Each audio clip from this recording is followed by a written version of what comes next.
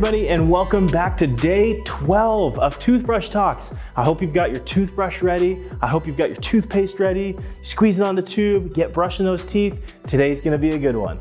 So today, instead of doing charades or Pictionary like I've done before, Matt's doing pencil nose, we're describing things. I'm gonna describe something to you today, but I don't actually have the item with me here. I have it at home, and it's getting ready for use later in the winter. But I'm gonna give you some descriptions of this item and then you have to guess it, okay? So this item, there's two of them in a pair, okay? That's your first hint. The second thing is you wear them on your feet. Oh, maybe you're starting to think of it now. Now, you don't just wear these on your feet anywhere. There's one specific place or maybe one specific surface that you would wear these on, huh? My feet tend to get really cold in these things because often I'm doing this activity. Another hint, you need them for an activity. Often I'm doing this activity outside. Have you guessed it yet? Well, let me give you one more description or one more thing about this. They have something really sharp on the bottom. Did you guess it? That's right, ice skates. How many of you have a pair of ice skates at home? I bet you a lot of you do. So let me tell you a little story about ice skates. When I was 18 years old, I moved to Texas to go to university.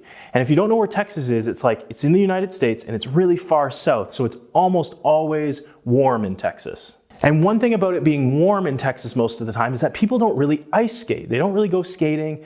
No one owns skates.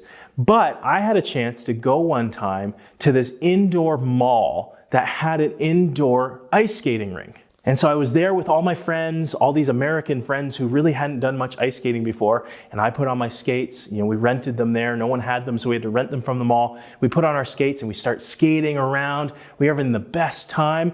And people are looking at me like, man, that guy's really good at skating. He must be a professional skater. And I said to them, no. And actually, at home in Canada, I'm not even considered a good skater because I'm not as good as my friends who go and play hockey all the time or my friends that do figure skating. But I was so excited to share this thing, share ice skating with my friends because I felt like no matter what, everyone had to experience ice skating at least one time in their lives. Have you ever had something like that in your life? Something that you just had to share?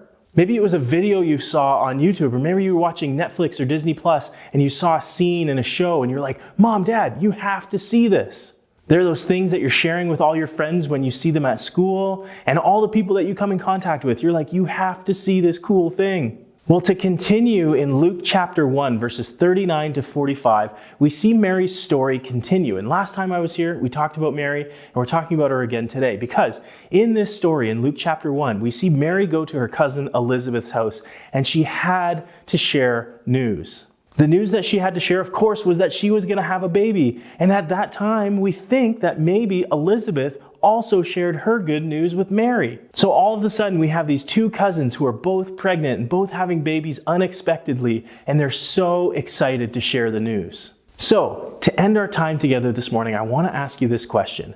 Are you still excited about Jesus? I know I am because especially around Christmas time, I have these reminders of who Jesus is to me and to the people that I'm surrounded by.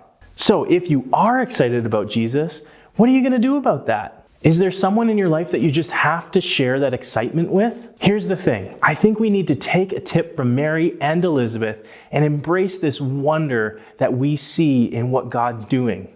We need to be excited about what God's doing, and then when we can't contain it, we need to share these things with others.